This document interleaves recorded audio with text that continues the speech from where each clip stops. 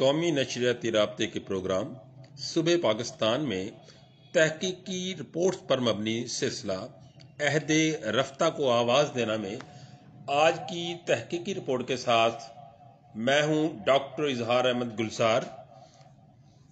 آج کا ہمارا موضوع ہے بانو قدسیہ کا ناول راجہ گدھ۔ یہ سلسلہ آپ کے لیے ریڈیو پاکستان فیصل آباد FM 93 کی جانب سے پیش کیا جا رہا ہے اور اس کے پروڈیوسر ہیں تابندہ بیدار بخت۔ بانو قدسیہ کو اردو زبان و ادب میں ایک خاص مقام حاصل ہے۔ وہ ناول نگار ہونے کے علاوہ افسانہ نگار بھی تھیں۔ ناولوں میں بازگشت، موم کی گڑیا اور راجہ گدھ خاص اہمیت کے حامل ہیں۔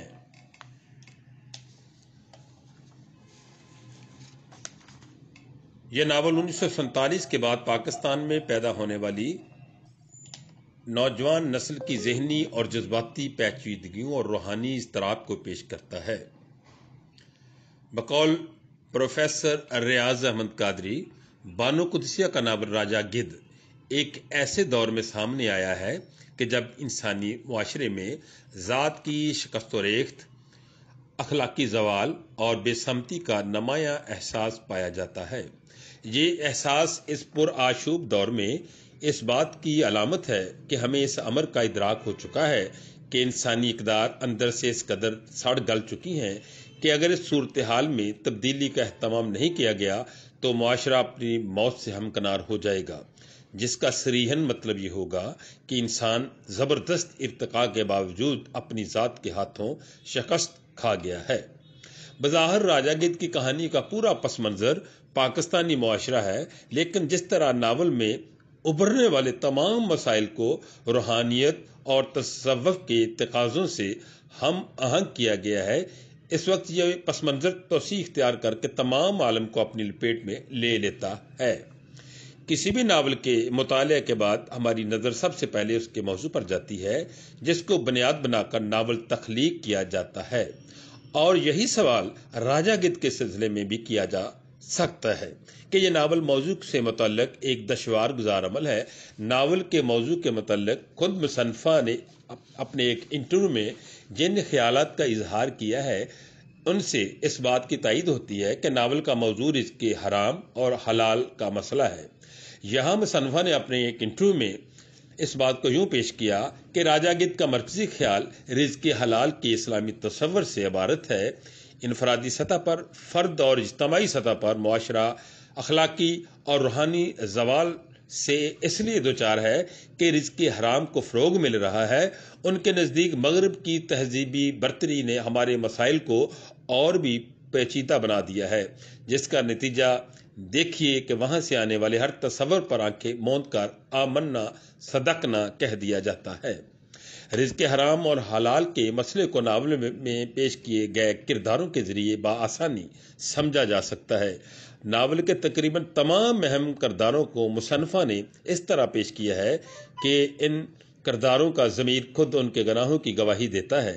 یہ کردار پاکستانی معاشرے کی اس بے راہ روی کی علامت ہیں جو 1947 میں پاکستان کے قیام کے بعد پروان چڑھا رہی تھیں۔ مصنفہ کے کرداروں کے ذریعے پاکستانی معاشرے میں پھیلی ان برائیوں کا سلسلہ عشق لاحاصل کے اس تصور سے جوڑ دیا گیا ہے جس سے فرد میں دیوانگی پیدا ہوتی ہے۔ جو ناول کا پہلا حصہ عشق لاحاصل کے عنوان سے بیان کیا گیا ہے، سیمی اور آفتاب اور قیوم کی کہانی پر جو مبنی ہے، اس حصے کا مرکزی جذبہ وہ محبت ہے جو آفتاب اور سیمی کے درمیان پیدا ہوتی ہے، لیکن آفتاب کے ذریعے سیمی کو ٹھکرائے جانے کے بعد سیمی پر محبت کا ایسا جنون طاری ہوتا ہے کہ وہ آفتاب کے لاحاصل عشق میں مبتلا ہو جاتی ہے۔ اس کی نظر میں اپنے جسم کی کوئی وقعت نہیں رہ جاتی، وہ اپنا جسم قیوم کے حوالے کر دیتی ہے۔ قیوم جو سیمی کی محبت میں پہلے ہی سے گرفتار ہے، سیمی کے مردہ جسم لاحاصل عشق کو بآسانی قبول کر لیتا ہے اور اس وقت تک اس کا ساتھ نہیں چھوڑتا جب تک سیمی موت سے ہمکنار نہیں ہو جاتی۔ بالفاظ دیگر قیوم گدھ کی مانند سیمی کے مردہ جسم سے اپنی محبت کی پیاس بجھاتا ہے۔ بانو قدسیہ نے عشق لاحاصل کے اس حصے میں زنا کا جو روپ دکھایا ہے وہ بھی رزق حرام ہی کی ایک شکل ہے۔ ناول کا دوسرا حصہ قیوم اور عابدہ کی کہانی سے متعلق ہے۔ عابدہ مذہبی پابندیوں میں جکڑی ہوئی ایک شادی شدہ عورت ہے۔ قیوم عرفان حاصل کرنے کے لیے عابدہ کا استعمال کرتا ہے، لیکن مذہبی احساس رکھنے والی عابدہ کے اندر اس تعلق کے بعد ایک احساس گناہ پیدا ہوتا ہے اور قیوم کا ساتھ چھوڑ کر اپنے گھر واپس چلی جاتی ہے۔ یہاں بھی قیوم زنا کا مرتکب ہوتا ہے جو رزق حرام ہی کے مسئلے سے متعلق ہے۔ ناول کا تیسرا حصہ طواف امتل سے متعلق ہے، جو قیوم کی مانند خود ایک گدھ ہے اور اس کا رزق سراسر حرام کا ہے۔ غرض یہ کہ ناول کے یہ سبھی کردار رزق حرام کے نظریے کو اسٹیبلش کر رہے ہیں، لہٰذا ناول کا موضوع رزق حرام اور حلال کا مسئلہ ہے، جس کو بنیاد بنا کر ناول کا پورا ڈھانچہ تیار کیا گیا ہے اور شروع سے آخر تک پورا ناول اسی بنیادی خیال کو پیش کرتا ہے۔ ناول کا انجام بھی اسی مسئلے کو بنیاد بنا کر دکھایا گیا ہے۔ دراصل ناول مذہبی اور اخلاقی موضوع کے گرد گھومتا ہے، جس کا مقصد عوام کے دل میں رزق حرام سے نفرت پیدا کر کے ان کی توجہ رزق حلال کی طرف مبذول کرانا ہے، کیونکہ رزق حلال ہمارے اندر مختلف قسم کی برائیوں کو جنم دیتا ہے اور ہم ایک بیمار ذہن بن جاتے ہیں جو ہماری تنزلی کا سب سے بڑا باعث بنتا ہے۔ مصنفہ نے بڑی خوبصورتی سے ہمارے معاشرے اور اس کے کردار و اعمال کے حوالے سے راجہ گدھ میں اپنے نقطۂ نظر کو پوری وضاحت کے ساتھ پیش کیا ہے۔ اس سلسلے میں انہوں نے جنگل میں راجہ گدھ کے خلاف عدالت کے جو مختلف مناظر پیش کیے ہیں وہ ان کے مخصوص نقطۂ نظر کو منطقی طور پر ثابت کرتے ہیں۔